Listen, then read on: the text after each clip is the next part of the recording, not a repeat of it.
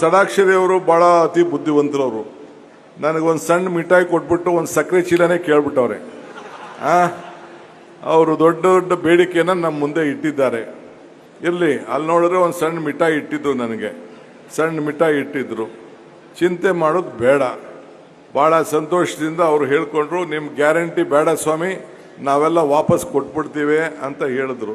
ಅಂದರೆ ಒಂದು 2 ಲಕ್ಷದ ನೌಕರರಿಗೆ ಎಷ್ಟು ಜನಕ್ಕೆ ಅದು ಉಪಯೋಗ ಬರ್ತದೋ ನನಗೆ ಗ್ಯಾರಂಟಿ ಗೊತ್ತಿಲ್ಲ. ಆದರೆ ಅಷ್ಟು ದೊಡ್ಡ ಹೃದಯ ಶ್ರೀಮಂತಿಕೆಯನ್ನು ನಿಮ್ಮೆಲ್ಲರ ಪರವಾಗಿ ಷಡಾಕ್ಷರಿ ಅವರು ತೋರಿಸಿದ್ದಾರಲ್ಲ, ಅದಕ್ಕೆ ನಾನು ಈ ಸಂದರ್ಭದಲ್ಲಿ ಅವರಿಗೆ ನಾನು ಅಭಿನಂದಿಸ್ತೇನೆ. 2006ರಿಂದ ನಂತರ ನೇಮಕಗೊಂಡಂಥ ನೌಕರ ಹಿತಾಸಕ್ತಿ ಬಗ್ಗೆ ತಾವು OPS ಬಗ್ಗೆ NPS ಬಗ್ಗೆ ಏನು ಚರ್ಚೆ ಮಾಡಿದ್ದೀರಿ, ಇದು ನಾವೆಲ್ಲ ಖಂಡಿತ ನಾವು ಗಮನಿಸ್ತೇವೆ. ಖಂಡಿತ ನಿಮ್ಮ ಏನು ಬೇಡಿಕೆಯನ್ನು ನನ್ನ ಮುಂದೆ ಇಟ್ಟಿದ್ದೀರಿ, ನನ್ನ ಹಾಗೂ ಪರಮೇಶ್ವರ್ ಮುಂದೆ ವಿಚಾರವನ್ನು ಮಂಡಿಸಿದ್ದೀರಿ.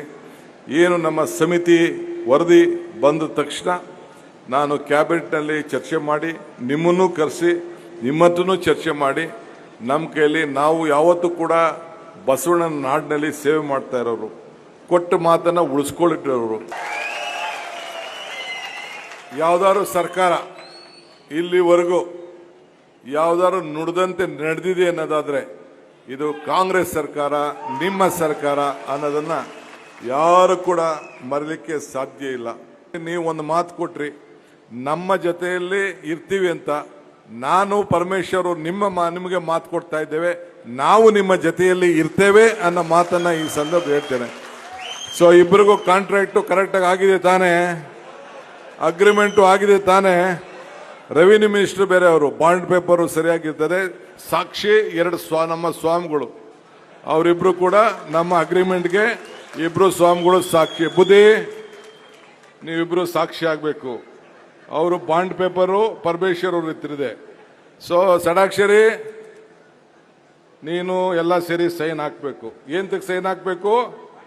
ಮುಂದಿನ ಸರ್ಕಾರ, ನಿಮ್ಮ ಸರ್ಕಾರ, ನಮ್ಮ ಸರ್ಕಾರ ಒಟ್ಟಿಗೆ ನಾವು ಕೆಲಸ ಮಾಡಬೇಕು. ಗ್ಯಾರಂಟಿ ತಾನೇ? ಅಷ್ಟೇ. ನಮ್ಮ ಅಗ್ರಿಮೆಂಟು ಕರೆಕ್ಟ್ ಇರಬೇಕು. ಏನಾದ್ರು ಹೆಚ್ಚು ಕಮ್ಮಿ ಆದ್ರೆ ನನಗೆ ಭರವಸೆ ಇದೆ, ಹೆಚ್ಚು ಕಮ್ಮಿ ಆಗುದಿಲ್ಲ ತಾನೇ? ಬಹಳ ಸಂತೋಷ. ಉಳಿ ಪೆಟ್ಟು ಬೀಳದೆ ಯಾವ ಕಲ್ಲು ಶಿಲೆ ಆಗ್ಲಿಕ್ಕೆ ಸಾಧ್ಯ ಇಲ್ಲ. ಸೊ ಹಂಗೆ ಹೊಲ ಉಳ್ದೆ ಯಾವ ಭೂಮಿ ಕೂಡ ಮಟ್ಟ ಆಗ್ಲಿಕ್ಕೆ ಸಾಧ್ಯ ಇಲ್ಲ. ಉಳಿ ಪೆಟ್ಟು ತಿನ್ನೋಣ, ಹೊಲನೂ ಉಳ್ಳೋಣ, ಜಮೀನು ಮಟ್ಟ ಆಗಲಿ, ವ್ಯವಸಾಯ ಆಗಲಿ. ಮುಂದಕ್ಕೆ ಈ ರಾಜ್ಯದಲ್ಲಿ ಒಳ್ಳೆ ಮಳೆ ಬೆಳೆ ಎಲ್ಲ ಕೊಡಿದ್ರೆ ಮಾತು ಕೊಡೋದು ಮುಖ್ಯ ಅಲ್ಲ, ಮಾತು ಉಳಿಸ್ಕೊಳ್ಳೋದು ಮುಖ್ಯ.